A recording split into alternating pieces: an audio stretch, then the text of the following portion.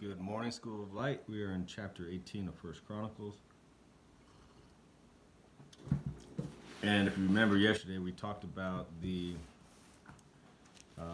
temple of the Lord that David was talking to God about. He said, "How should I be living in a mansion, basically, and the Lord is in the tent?"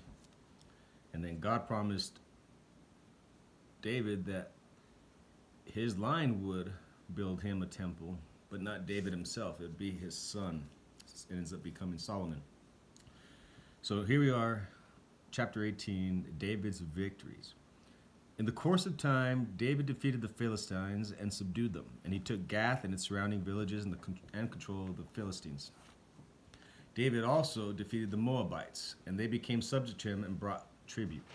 Moreover, David fought Hadadezer, the king of Zobah, as far as Hamath, when he went to establish his control along the Euphrates River. David captured 1,000 of his chariots, 7,000 charioteers, 20,000 foot soldiers. He hamstrung all but 100 of the chariot horses. When the Arameans of Damascus came up to help Hadadezer, king of Zobah, David struck down 22,000 of them. He put garrisons in the Aramean kingdom of Damascus, and the Arameans became subject to him and brought him tribute.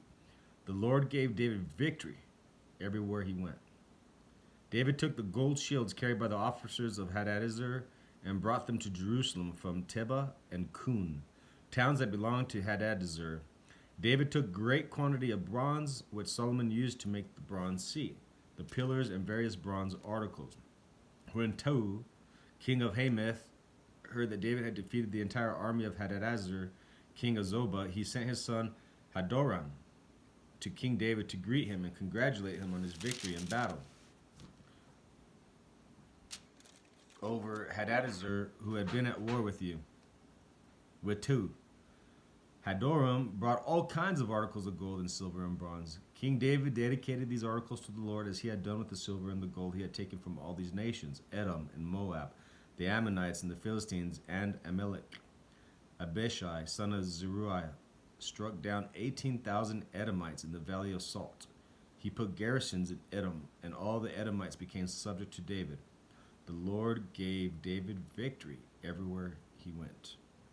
David reigned over all of Israel, doing what was just and right for all of his people.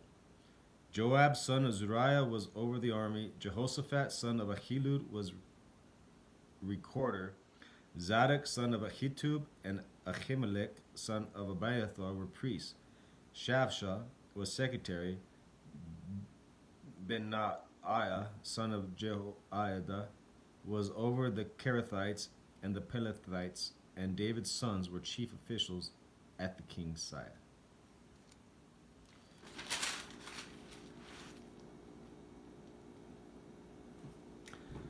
So one of the things I see here over and over is that God gave David victory. Wherever he went is one way they put it. And also, his enemies became subjects. They would bring him tribute. Probably the thing that sticks out the most is where it says David reigned over all Israel, doing what was just and right for all of his people. Now, I was talking with my mom early this morning and talking about politicians, and they don't do what's right for all the people. They are usually, what's the word I'm looking for? They are usually loyal to the lobbyists, special interest groups, whoever helps them get reelected more than they are to us. But here, we have a king who does what is just and right for all of his people. And that's the way God calls us to lead. If it's for David, it's for us. Your people might be your wife and kid, or your husband and kid, or if you're single, yourself and a few friends. It's always your household. Always your household. The Bible talks about being the leader of the household. So it doesn't matter if your household is yourself, your small family. You might be in charge of a business, a county, that has people in it, and to do what is just and right for the people is obviously pleasing to God. If you want some Bible studies, we have them free of charge. They're in over 20 different languages: English, Spanish, Portuguese, Polish.